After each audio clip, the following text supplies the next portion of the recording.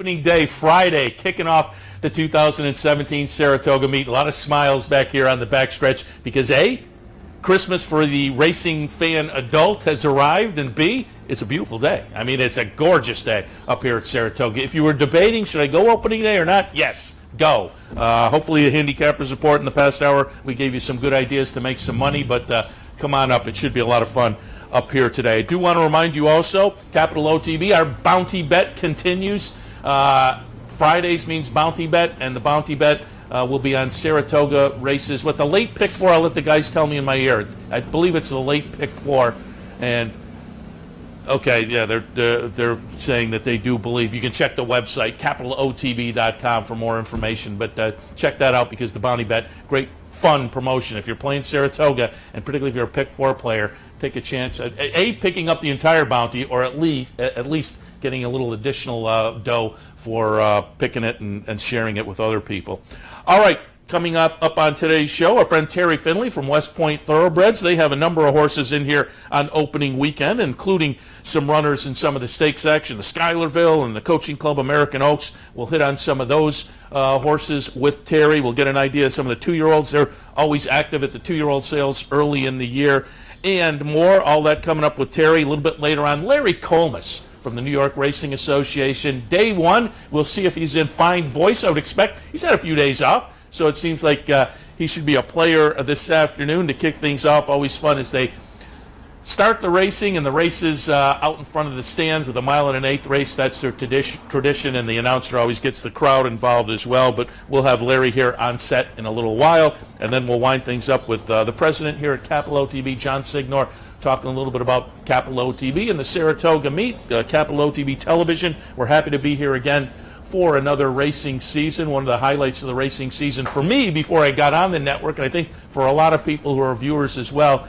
Can't beat it. We're up here a golf cart ride away from all the best personalities in the racing game, and we'll plug them in over the next 40 racing days. It should be a lot of fun. Do want to remind you, tomorrow, programming note, handicappers report tomorrow will kick off at 8:30, and it'll go from 8:30 to 9:30. At 9:30, we'll have a kind of an abbreviated edition of Racing Across America. I'm not usually on Saturdays, but we'll be joined by Chris Kay from the New York Racing Association, president of NYRA. He'll be on about 9:45 tomorrow morning, and so it's our annual kind of season kickoff interview with Chris Kay. So again, that'll be tomorrow. Mark Casano and Down the Stretch will start a little bit late, but Mark will be right on as usual tomorrow on a Saturday morning, just a little bit later. But did want to make that programming note.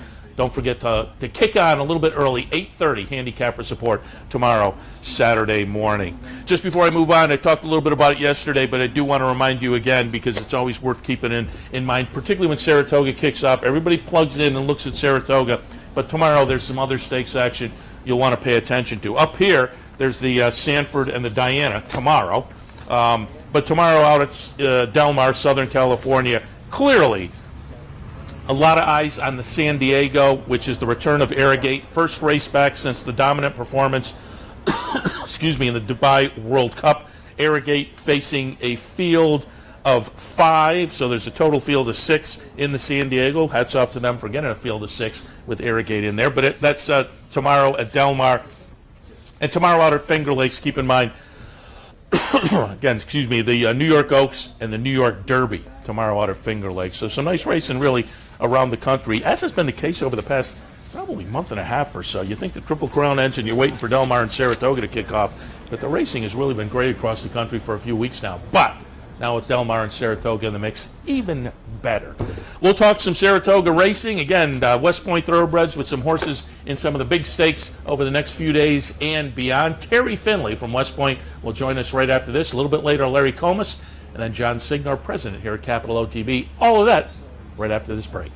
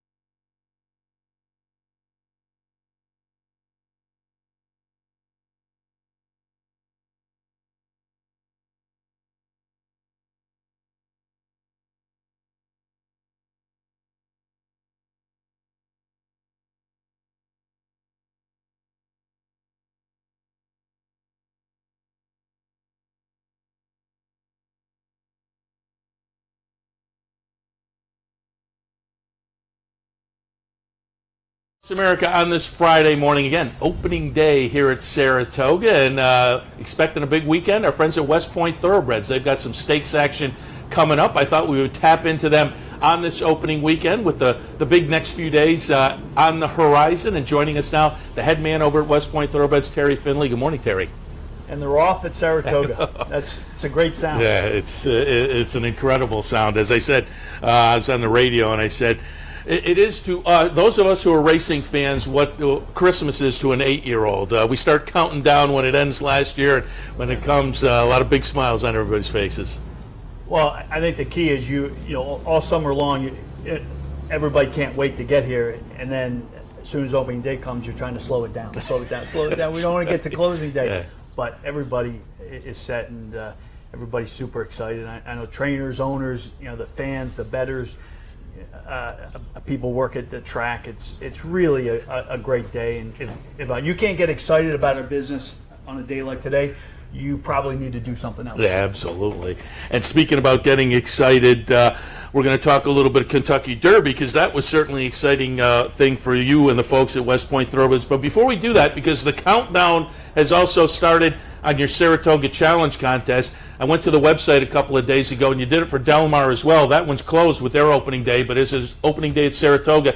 Folks have about 45 more minutes for the Saratoga Challenge. If you go to West Point Thoroughbreds, westpointtb.com, it's kind of a fun contest. A fantasy kind of a league that'll get you maybe part ownership in a West Point horse. Sure. Jay Geiger, who runs a stable down in at the University of Albany, came up with the concept. And so what we do is we break down the trainers and the jocks into groups of 3, and you pick the person that you think is going to do the best at the meet out of those 3, and then the cumulative total, and the person that wins, get a piece of a West Point horse. So it's on our website, and already there's probably about 1,000 people that have entered. So it's great, and I think it indicates the amount of enthusiasm, anticipation that people have for this meet. Yeah, it's great. It plugs people in, and you can sit at home, and if you don't come to the track that day, you want to see how your trainers and jockeys did and whatnot. And at the end, maybe a little piece of a West Point horse. And I will verify, because I have stood behind your crew at the big screen down at the bottom of the clubhouse. The West Point people have a lot of fun. Well, I think that's the key, right? I think when you bring partners in the game, and I've said it, and I know all the people that run partnerships, they power the business today, and they're going to really power the business tomorrow. Oh, yeah, so, I think you're right. Partnerships are great for our business, and I'm appreciative of the chance that I have to participate in the business overall, and it's the best job in the world. I don't downplay it. I do have the best job in the world. I have to admit, I'm kind of envious when I watch you guys. Certainly, you guys, as I say, have a lot of fun up in Saratoga, but a lot of fun down at Churchill first Saturday in May. As I was down at the Florida Derby this year, you didn't make it. You had another engagement, but Tom Bellhouse was down there representing you guys. You had just bought into Always Dreaming, got the Florida Derby victory, and so you head to Louisville with one of the favorites for the Kentucky Derby. There was the great video that ABR put together of you. They followed you around that day, the walkover, and then watching you on the stretch run and all the emotion. First, before we talk about the race itself, talk the walkover, because it's always funny to me. Gee, the walkover's a thing, but clearly the Derby, it is a thing. Talk about that experience. Well, it's I think over the years I first went to the Derby in 1978, and I just remember a couple people for each of the horse. Now it's the contingent is really significant, especially for a partnership horse. So it's really a chance for the owners to walk with their horses, and we're going to battle, we're going to the paddock, and we're going to load up in the starting gate. So you never forget those walkovers, and really doesn't matter if you win or you don't run so well. You remember the adrenaline and the feeling that you get when you walk onto the dirt at Churchill Downs for the walkover for the Kentucky Derby. And it's fun to watch because you're interacting. The NBC set is over there, and you kind of interact with them as you walk by. But then a lot of high fives with the fans as well. There are fans that clearly are rooting for you guys and your horse, and that was fun too. Yeah. You remember that. I'm just glad we got a shot to put it on video, and I know almost everybody that I saw that were walking with the 20 horses, they were taking video. So, you put that in a place where you're going to look back on that in the future, and it was a magical day. Let's say that. Let's talk about the end of the video, which is completely magical because you win the Kentucky Derby. Coming in, obviously you don't know that, and it's fun. They come by you. You're standing on the apron with a group of West Point people and whatnot, and they come by you the first time, and you say, "Hey, I kind of like our position," and you're still pretty calm, cool, and collected. But when they come by the second time, and then it becomes pretty obvious what's going to happen, the emotion takes over. And just describe that a little bit, because again, the Kentucky Derby being what it is, and you guys have had some really great horses for your partners over the years, millionaires and whatnot. But I just imagine this takes it to a whole new level. Well, it did. At first you're very appreciative for the opportunity to join a great partnership. All the partners, and I've talked about that everywhere, because you realize that you don't get there unless you earn the trust and the friendship of people that allow you in.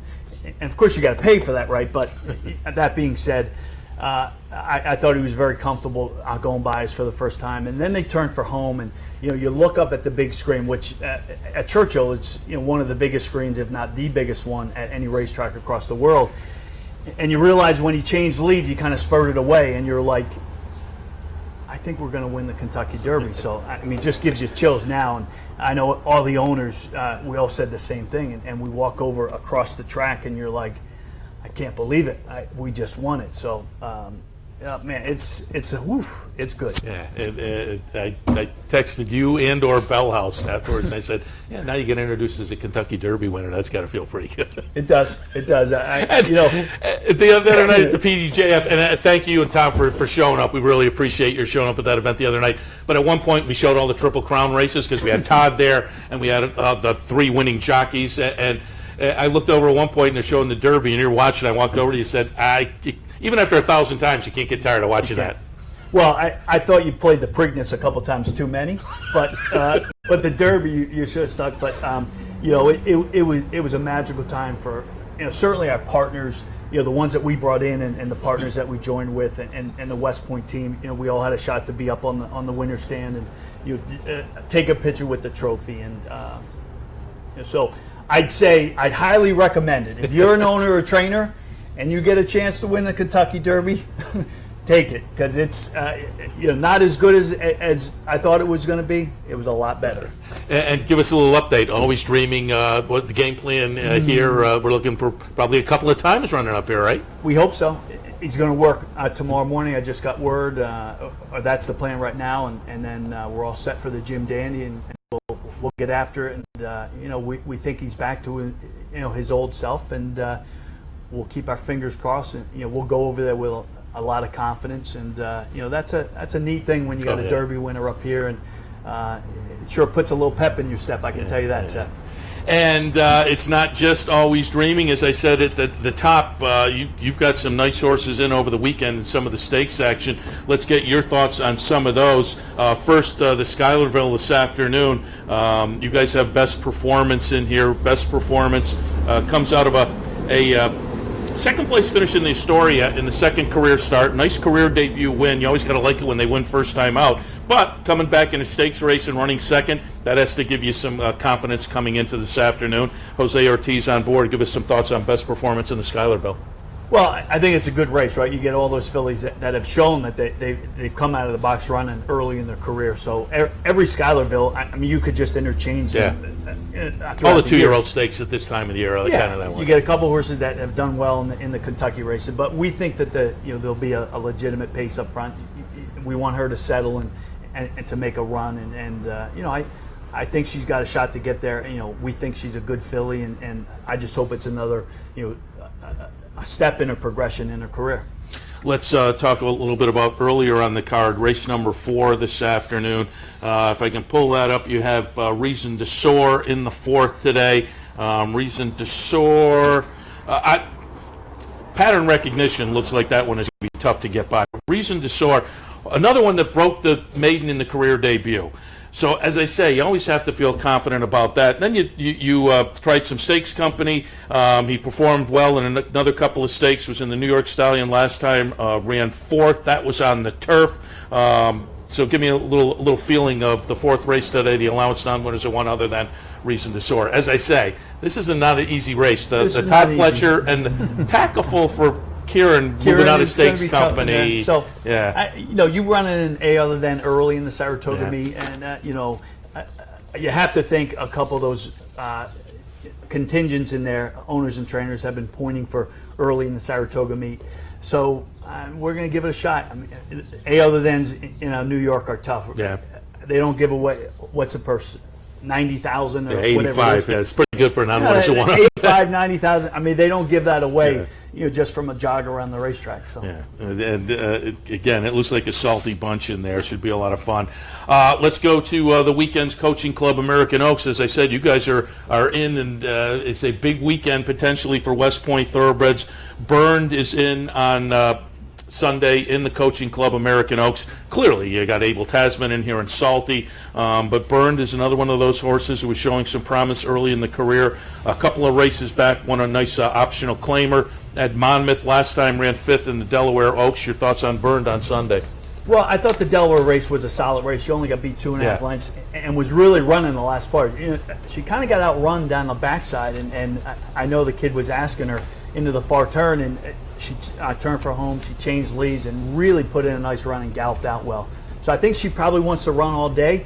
She's got a very nice pedigree. We paid a lot of money for her as a yearling, so I think it's worth it to take a shot. But obviously the two are going to be tough if they bring their A game. But your grade ones, they're tough to come by for 3-year-old fillies, and you have to be in them to win them.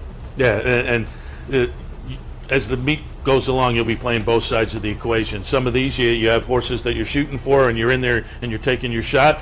And in a race like the Jim Dandy, you'll have the Kentucky Derby winner, and the other folks will be taking the shot against you guys. So it all comes and goes. It all evens works out. And I'm looking. I pulled up from your website. You guys, I commend you. You guys have a great website. I'm sure it keeps the partners up to date. For folks who want to know more, again, it's westpointtb.com.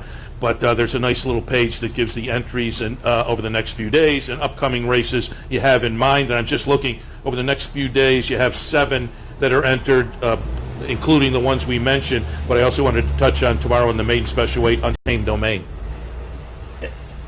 2-year-old colt by we bought as a yearling in September. I didn't pay a lot of money for him, but he ran really well in his first start. It was very green at Laurel for the Motion Barn, and we put a circle around this race. We have the power of the experience, and I think he's going to run well. He should be 6-5 or 7-5. So if you're that low on opening day or opening couple days of the meet, you're in good shape, and we expect that for that colt to show up, and I think he's in a very good spot. You mentioned the 2-year-old sales, and I know if you go to your website and go down the news links, you can find a lot of comments going back earlier in the year. You guys are active at the 2-year-old sales, OBS, Barrett's, and whatnot. Give us a little idea, and there's also, as those, you go back dated-wise, there are invites to your partners come out to the sales, and we'll talk a little bit about how we do it. Fill us in how you do approach the 2-year-old sales, because that's a little bit of a different, as compared to the sale we have up here, the yearlings. The 2-year-olds, they'll work out. You get a little bit better idea of how they may perform on the racetrack. Talk about that. Well, I think there's a lot more data that you Yeah. have available to you. You have them in front of you, and they actually show. They have the ability to show at least part of their ability. The way they move and the way they stride and the way they recover from their breezes. Obviously, it's a stressful thing that we put these 2-year-olds through. So part of it is to handicap the sellers, and I think over the years we've done that. Oh, that's interesting. But you have to be careful of the guys who are going over the line. But I think over the years, I think more and more people have, they get to the point where they got to breeze well and they got to show their ability. But the key is to leave meat on the bone so that the end users can come to the races and be successful. And the 2-year-olds, those sales have produced a lot of really good horses, Yeah. and we've specialized in the 2-year-old sales. And I think that's something that we'll continue to do, while at the same time, still going to the yearling sales and of course buying some horses off the racetrack. So the key is you got to be in it, and you got to be on on the lookout all the time for opportunities, and that's what we try to do. What are the 2-year-old sales that stand out to you? Well, the Fasig-Tipton sale is the first one, but they're all good. They're all good because the key is you don't know where a good horse is going to come from, and that's why you have to be at all of them, and you have to be evaluating, and you have to be in the thick of things. And I see the most successful people at the 2-year-old sales are there all the time. Yeah, and I'm a guy who follows those sales just because you get up here to Saratoga and you look at some of those horses coming out of those sales. I think they play well up here.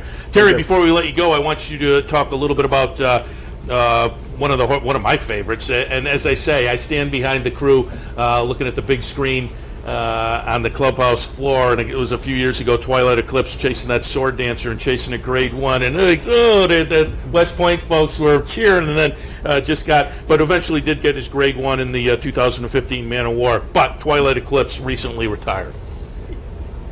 Well, he turned 8 this year, so he had a good career, earned over $2 million. He ran about 40 times, which is great. I think he showed his durability, and he just got to the end of the line. And we knew it was time, and we turned him into a riding horse, and he's in Kentucky. We actually gave him to my daughter, and so she's going to start to compete him, and we're excited, and he looks good, and he looks happy. Nice. So it's a beautiful thing, and it's a beautiful story, and he was one of my favorites, and I know he was Tommy Bellhouse's favorite of all time. It was an honor to be around him, and that's all you can say. Yeah, he was a very special horse. A couple of $1 million in the bank, a lot of graded stakes performances, and certainly fun, I'm sure, for all the partners. And again, just remind people, if they are interested in the game, you talk about it all the time. West Point is maybe a higher end, and there are various levels of partnerships. But if people are thinking, they can visit your website. Certainly at the Saratoga meet, if they see you, they can talk to you and get an idea of what you're all about, and kind of get into the fun of the game through partnerships. I mean, the key is you got to step in the game. But I will tell you, the experience of owning a horse is unlike any other. And I'm biased, but it will change your life, and that's a big deal. And owning horses will change your life.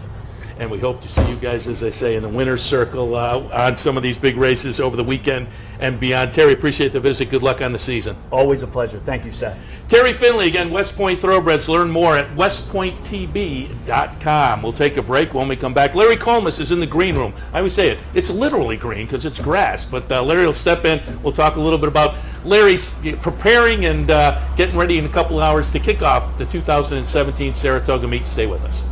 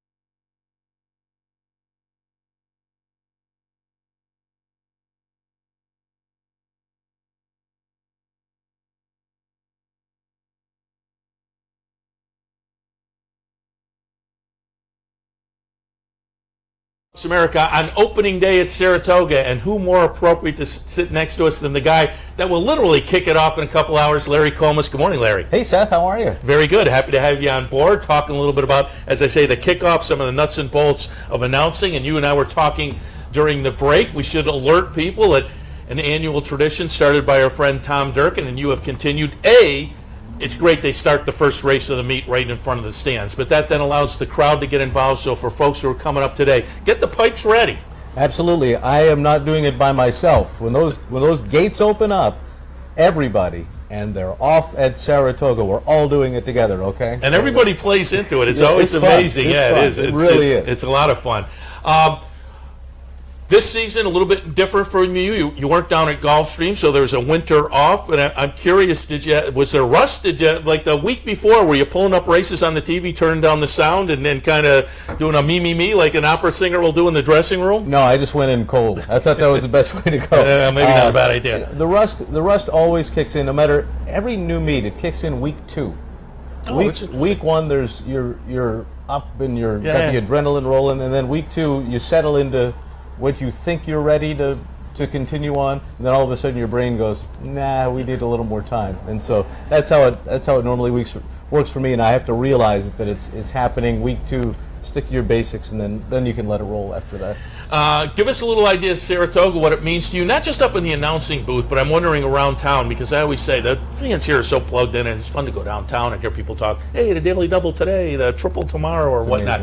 And you're a recognizable guy, going around town. Do people recognize you? And I also wonder if you're maybe in the next aisle in the supermarket, do people say, hey, there's Larry Comas? They recognize the voice? Every once in a while, you do get it. I don't get it at all at Belmont for the most part. You can walk around there and be completely anonymous. At Saratoga, last night, we went to Andy's show at the Parting Glass, and I don't know, a couple dozen people came by to say hi, and it's so cool. Yeah. And it's such a different atmosphere here. Everybody's into it, and I could walk down Broadway. I had a guy stop me yesterday. It doesn't happen that often. They know you more than me because they can see you. Yeah, I'm sort of that voice they hear, but they don't know what the guy looks like. So if you do see me, say hi. I don't bite. That is the difference. So at Saratoga, I think that there are enough during the 40 days. The newspapers and news media does enough stories on the background people that I think you get a lot of coverage during the meet that I think it would be recognizable. Also talk a little bit about sitting up in the booth. And Saratoga's a little bit different. Do you get the energy from the crowd here that's here every day? Big time, big time. So at Belmont, you're in the booth. You're all by yourself, walled off, no one near you but the stewards down the hall. Saratoga, I've got this door that I open up, and you can't walk out of it or you'd fall and kill yourself. But when you open it up, the ambient sound from the crowd just comes right into the room, right into my microphone, the headset, and it's so cool because you feel like you're down in there with everybody, and I absolutely love it, and and you see everybody in that booth. You don't see anybody at Belmont. You have to look down, and they're 8 stories down. Saratoga, you're in it all, and I love it. Yeah, I know from being up on the roof, we'll go up there and watch the race every once in a while and bring people up and say, hey, Larry's right over there. Yeah, people don't know where it is. It's sort of hidden, the booth there, but I can see everybody else. And I've heard you in Q&As, and Tom Durkin used to say it as well. It's kind of a unique situation, the booth up here, that maybe, I don't know whether it's problems, but presents challenges, you call it. Oh, yeah. People say, what's the best, worst booth? Well, as far as being able to see the races, Saratoga's booth is by far the worst. It's not even close. It's also the best because it's Saratoga. Sure. But, you have the outer rail runs, when they're on the main track, the outer rail of the turf course runs right through the jockey silks. You've got trees everywhere. Right after the finish line, there's a white post in my way, and then there's grandstand stanchions to go around the clubhouse turn that block your view, so you're just like back, forth, and dancing around trying to see what you can see, and it is what it is. It's part of the fun. What about the Triple Crown races that you call for NBC? Because typically, certainly Churchill Downs and Pimlico as well, they put structures in the infield for the crowds that come in there that seem like they would present a lot of challenges as well. Preakness for sure.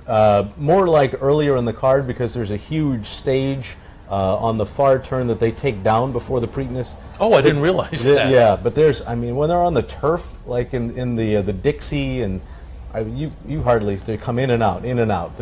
Everything's blocking you there. I'm actually outside on the roof at Pimlico, which is kind of neat, but not so neat when it pours rain like it did before American Pharoah, and I was out there looked like the Gorton fisherman. Churchill, you're in a really nice enclosed booth that's right on the finish line. It's perfect. And back when Tom called the Belmont for the house and I called it for NBC, you're down in like a little closet in the press box there, and they kind of just stick your head out and do what you got to do to see the race. Yeah, it's interesting, the different venues and what. Speaking of different venues, when I was doing a little research last night, because I was curious as to where you'd been and started things out, Timonium, Bowie, you've been at Gulfstream, obviously Monmouth, Suffolk. And I wanted you to talk a little bit about Suffolk and Birmingham Turf Club, because there are a couple of venues that may disappear sooner rather than later. Birmingham Turf Club, obviously, but Suffolk. Long gone. I was at Suffolk a couple of weeks ago for the first time, just trying to get in a visit before it does disappear. Suffolk is a really, really nice venue. I mean, it's well maintained, clean, and I think it was a function of being a limited couple of days out of 3, but it was a great crowd there. Yeah, people showed up for that short meet, which was great. I mean, that place is so near and dear to me because I was there for 16 years. When they reopened in 1992, they brought me in to call the races, and I was there forever and met so many good friends there. And I'll tell you, I hope that there's a way to keep that place going, because I mean, Boston deserves a racetrack, and whether it's the 6 days or whatever, hopefully there's a way to get that and have more days than that. But I mean, I loved my years at Suffolk Downs, and it was it's a shame I had to move on, but that's the way things are. And it's a great town, and I grew up in Maryland as a Baltimore sports fan, and all my friends are pissed right now because I'm a Boston guy. I root for all the Boston teams now because of my years. You were there too long. My years at Suffolk. I mean, it just rubs off on you. So now I got the New York people mad at me. I got the Maryland people mad at me. Go Red Sox. What can I say? And as I say, I made my first visit. Suffolk was a really nice facility. I'm with you. Hopefully they can work things out up in Massachusetts, because again, it was a good crowd. Young, old, young people are dressed up. It was nice to see. Touch on the Birmingham Turf Club, because that's interesting too. I mean, you're talking racing in a part of the country that isn't known for it. They tried an experiment. It didn't go. But what were your years like down there? 1 year. 1987 they opened this track in Birmingham, Alabama, and I was 20 years old. They brought me in to call the races, and they had to get a rule changed because of me. It was supposed to be 18 to get in. I mean, 21 to get in. And because the announcer I couldn't get in, so they had to change the rule to be 18 to get into the track. Yeah. So I was allowed to actually call the races from the facility. So it was.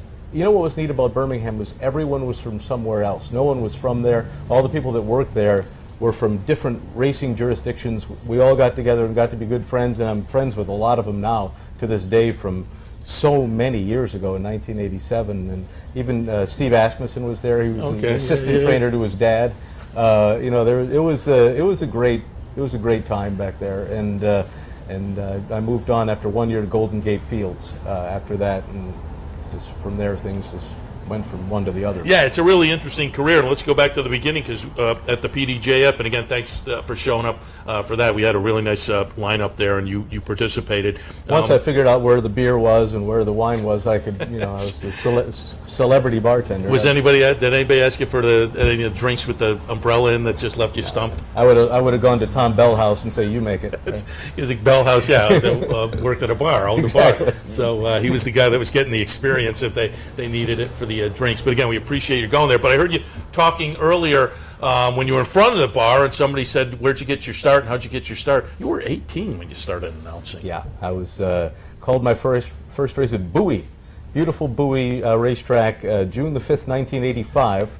Tiara's Flame for King Leatherberry won the race, and of course King Leatherberry won the race. But that's how I kicked off. When I was a kid, I grew up around the track. My father put in the sound system at the track, and so I got to know everybody and got to know the announcer back then, Dick Woolley, who was the regular announcer in Maryland. And I just got interested in doing it, started practicing, and then one day they said, "You're good enough, start calling one a day." And I was 18 years old. I dropped out of college after one semester and never looked back. Very good. And again, you've hit a bunch of tracks, finally winding up here in New York, and we appreciate it and have enjoyed your calls, including American Pharoah. After the long Triple Crown drought, you get to call it Triple Crown. I'm curious, I always, when we get people up here at Saratoga, I'm the nuts and bolts guy. People hear me talk about the nuts and bolts 40 times during the season, but when we get trainers and jockeys, I'm always interested about what goes on behind the scenes. And if folks find pictures of you on the internet, or any announcer for that matter, there's the binoculars. Some folks have the binoculars mounted, and some have a tripod, and there's, of course, the microphone and whatnot. Talk a little bit about the tools of the trade. What do you have to bring up to the booth or have in the booth every day to be a track announcer? Well, basically, I wear a headset microphone, and then I have a pair, and I have to give Durkin credit for this because he ended up getting the same pair of Canon 15 by 50 image stabilizer binoculars. And what they do is they run on AA batteries, and you kind of hit the switch, and they stop shaking. You know, so they're powerful enough, but they don't shake. So you can hold them in your hand. The one change I made this year, I was never a guy that colored the program like other guys do. I bought one of these iPad Pros, right? And they've got a program called Notability where you can draw all the silks. I should have brought it to the show and tell. But last night and this morning I drew all the silks next to each horse's name, and I have those on my iPad, and that's going to be right in front of me next to the monitor in the front of the announcer's booth. So pretty much those are the tools that I use, and I have one other program. I like to use a small program, and it works out perfectly. And what's the memory process that you go through before a race, and then after the race? Do you have to after a race? Do you have to like go through a process to erase the other ones, or you just move on to the next one and plug them in and automatically? I think it's automatic. The forgetting just seems to happen. I mean, because you don't want to, if you have 4 horses from the same stable, have 4 different horses, you want to separate those names. And believe me, it happens every once in a while when your brain decides not to. But I will get a feel for the race before they come onto the track, and then once they come onto the track, and especially at Saratoga, because of all the trees everywhere, you have to get them when they're right in front of you. So they come onto the track, and I'll study, get them in my head, and then when I feel like I know them, I'll stop, and then I'll wait until they get onto the backstretch. So I don't know them in order. I want them to be out of order, and look at them again. And hopefully by then you'll be good. I mean, 90% of the time you don't have to look down at your program. Every once in a while it happens. That name just doesn't come to you. 2-year-old maiden race or whatever. But the first race today is all older male horses that I've seen a million times, and the Praetoreos of the crew, and I'll know them. We'll be fine with that crew. I hadn't even thought about the technology, the iPad obviously, but I hadn't even thought about the binoculars, and that, I'm assuming, is the difference between when you look at somebody who's holding them and somebody who has the tripod that you would see. Now with that image stabilizer, you don't necessarily need the tripod. If you have a 15 power binocular, they're going to shake. Yeah. So you need the image stabilizer, and that keeps them steady. And I'd love to have it because I like freedom. I used to use a stand, and you're married to that location. So if you can move around, it's easier. Especially at Saratoga, you absolutely have to. You can't stay in one place because there's too much in the way. You have any races you prefer over others, or any races you don't prefer? Like I'm imagining, quarter horse racing I think is tough. It's just so fast. Yeah. And a 5 furlong thoroughbred is fast, but not fast enough that I would guess it presents much of a problem to go through the field once or twice. Turf sprints are tough. They really are, because there's just so much happening so fast. And grass races in general are harder than main track races to call, in my opinion. But I like the distance grass races because you can sort of let them flow and get into the flow of what's going on. But I guess I prefer calling older horses that I've seen a lot. Maiden claimers to me are the tougher ones, because you don't have, generally in a maiden claimer, you're not going to see the Phipps colors or the big name silks, because when you see the big name silks, they come into your head so much faster. And if you see unfamiliar colors, you're like, now who's that again? And it gets a little harder. Yeah, and talk a little bit about descriptions and how. Do you maybe change up how descriptive you are about a race when you come to some place like Saratoga that will have some new fans? Yeah, I think you call to a different audience here. Obviously, out in simulcast land, it's the same, although there's more people paying attention at Saratoga. But I think you want to have a little bit more fun. And I do it at Belmont, but I will look at names and say, all right, if this horse has this, with this catchy name, wins, what can I say to kind of make this kind of fun? And I try to do that, and I think people like it. Yeah. Every once in a while I'm told I'm annoying, but, tough. That's the age of social media. Yeah, we all exactly. get that, so don't feel bad. Well, Larry, we certainly appreciate the visit, and you do a great job watching the simulcast. The NYRA MSG Fox Sports show, that's great. It's going to be fun to watch with all the new with Paul there and Gabby, and it's going to be fun to have that whole crew. Yeah, it's a great addition to the horse racing scene, and that's right. And yeah, we all appreciate Andy. But as I say, we're looking forward to the next 40 days. Everybody will join in first race this afternoon. Looking forward to that as well. We appreciate it. Good luck on the next 40 days. All right, Seth. Thanks. Larry Comas, New York Racing Association track announcer. We'll head to a break. When we come back, John Signor, president here at Capital OTB. We'll talk a little bit about OTB and plans over the next 40 days, RE Saratoga and beyond. Stay tuned. Thanks, Larry. That was great.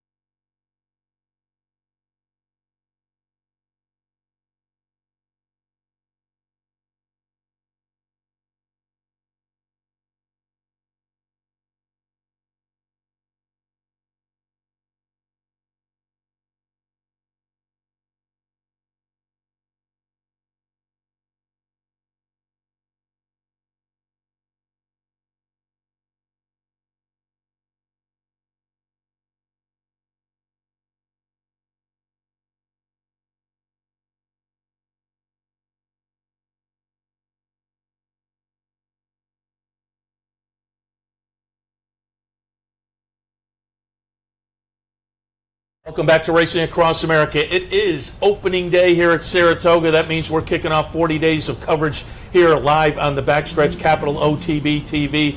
As I say, years before I became a player here in front of the camera, I was a fan like you watching at home, and I thought this was part of one of the best parts of Saratoga, in that we get all the players to come over here on a golf cart and sit in it with us every morning, and that will continue this year thanks to Capital OTB and the board of directors and our Vice President Bob Dance, and of course the President of Capital OTB, John Signor. Happy to have him join us this morning. Good morning, John. Seth, thanks for having me. Appreciate it. Opening day, right?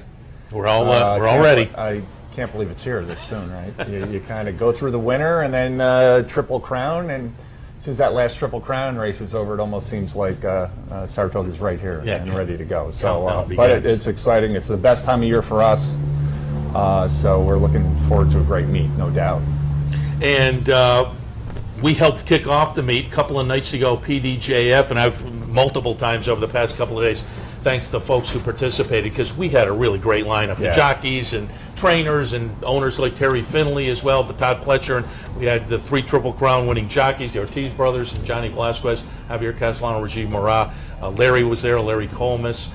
Boy, it was a great lineup, and it's a great event. It was a great event. Yeah, it was to kick off the Saratoga season. Great cause. Also, I want to thank Terry Meeks, who helped us get Castellano and Johnny V. Obviously, Castellano is his son-in-law. So that was great. He was a big help. And also Roddy Valeni. Roddy was instrumental in getting Todd Pletcher there. 2 years ago was our first PDJF event. We had Chad there, and we raised, I think, around $5,000. This year we raised about $4,000. So not bad. Great event, a lot of excitement, and a great way to kick off the Saratoga meet. And we thank everybody who participated. And we're also doing some, and we'll talk about it a little bit on the Times Union side. But the charity bets in the Times Union, one of those bets will be PDJF, along with 5 other charities. So that's great. We're hopefully going to be giving more money to some of the charities that are instrumental in the racing game. Yeah, last year was the first year for that, and I think we did all right last year. Yeah. I think everybody made money. Yeah, everybody wound up with a little double. All the charities made money, which is great. That's fun to watch as well. Let's talk a little bit about, because every year we want to certainly thank our friends at NYRA. I mentioned at the top of the show, tomorrow our friend Chris Kay from NYRA will be here joining us. Again, a little abbreviated edition of Racing Across America. Tomorrow, Chris Kay will sit in at about 9:45. Don't forget, handicapper support kicks off at 8:30 tomorrow. But always have to thank them for their generosity of giving us what is probably the best TV set in television. NYRA's been, Claire Court right behind us, right? Yeah, NYRA's been great. We appreciate all their support, especially during the Saratoga season. They allow us to be on their grounds and do these great shows and bring these, the information right into the living rooms of all the racing fans in upstate New York, and online we reach even further than that. But we thank Chris Kay, thank Dave O'Rourke and Dan Silver and the whole gang, McKenna, Pat McKenna, the whole Bill McCarthy. And Andy Serling as well. Andy does some work for us. He comes on once in a while. It's great. We had him on Sunday with you and Steve. We were down there last night at this Serling at the post show. We sponsor that. It was a great show. So every Thursday, people should really go down to the Parting Glass. It's a tremendous show, and he has great guests, and it's very entertaining. Yeah, and it's highly recommended. He has accomplished what he set out to do when he started it. He said he wanted to kind of bring the track to downtown, and I think he's accomplished it there on Thursday nights down at the Parting Glass. I mean, it was the night before opening night. The place was packed last night. Yeah, it was amazing. When I walked in, I was very surprised at the crowd, but yeah, it was tremendous. And it's great. And I think he had on Paul DeLuca is now part of their team along with Gabby. But again, we really want to thank Chris Kay for his support and allowing us to do this, and looking forward to him being on the TV station tomorrow and being interviewed. And we appreciate that they're making time for us as well. So good luck to NYRA on this meet.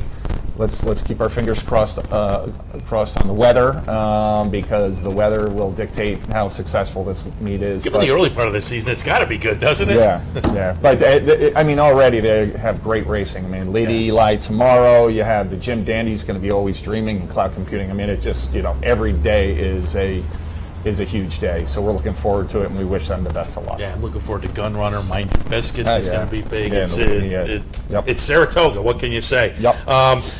Obviously, we recommend people come up here and enjoy the track. Even if you aren't necessarily a racing fan, or you're an occasional fan, this is the place to come. There's a band out in back, and you enjoy that. And just people watch, and if you aren't necessarily a big bettor, pick a few numbers and play, and maybe you'll become a big bettor. But again, we recommend people come up here, but also during the season. If you're getting out of work and you can't make it up here, all our parlors will be taking the action. You go down to the Clubhouse Racebook, you got the air conditioning, but folks can also bet on the app if you're sitting by the pool or out on the golf course. Yeah, absolutely. And look, the first option should be come to the track.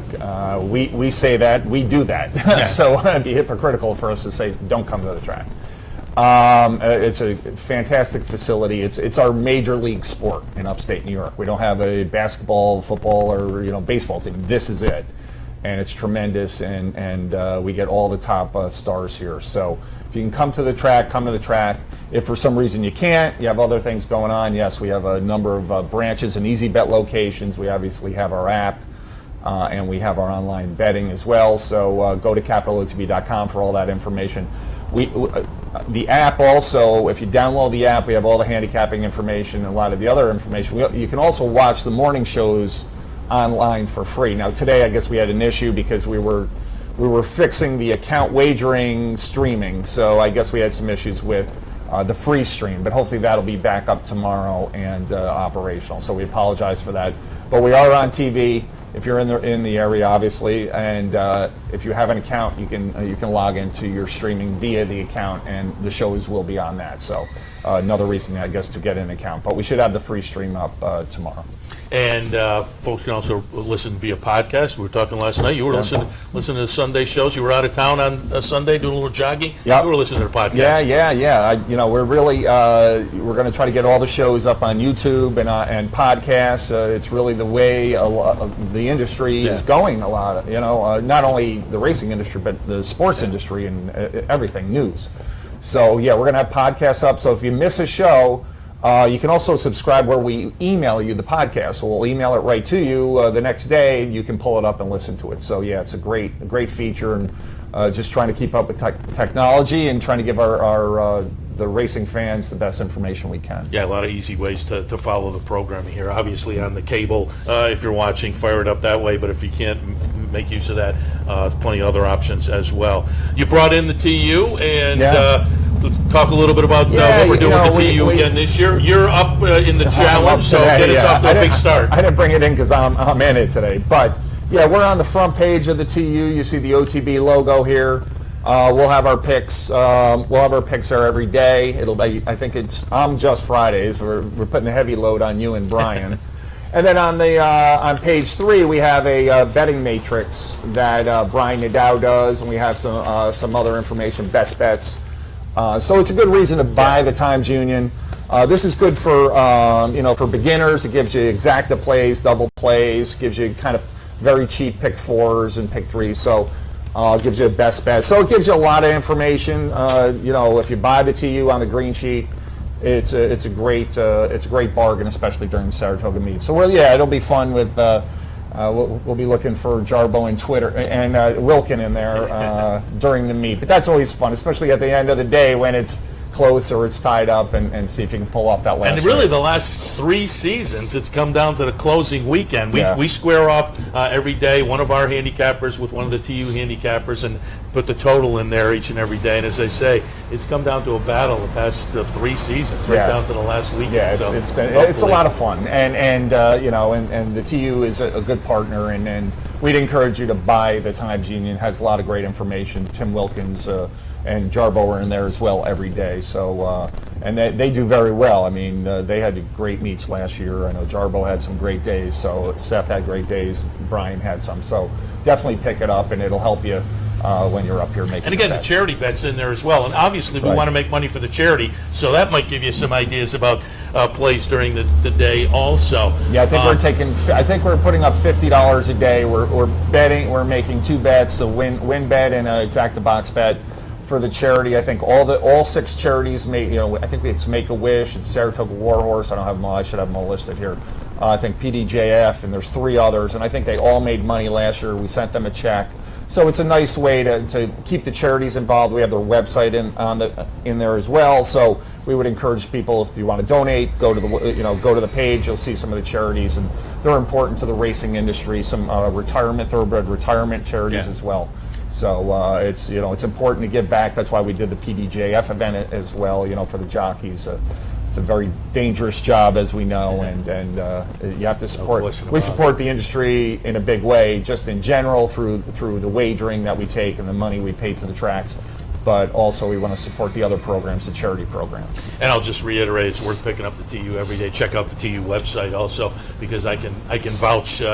Tim Wilkins and Singlace and Jarbo in there. I sit in the press box kind of overlooking the team. It's Tim Wilkins is out here on the backstretch, and he's one of the last guys out of the press box, and that means you get great coverage. And that's what makes Saratoga so special. All the media coverage you get, Times Union, a big part of that. All the stories, no doubt about it. No doubt about it. So, yep. I was just going to kind of tee you up because also this time of year it gives us a great chance to thank the OTB patrons because they keep us going all year long and we appreciate it. Hopefully they appreciate what we're trying to give back during the Saratoga meet with some of the programming and the promotions we do, but always want to thank the patrons. Yeah, absolutely, and that's really what matters, right? Without the bettors, without the racing fans, the track doesn't exist, Capital OTB doesn't exist.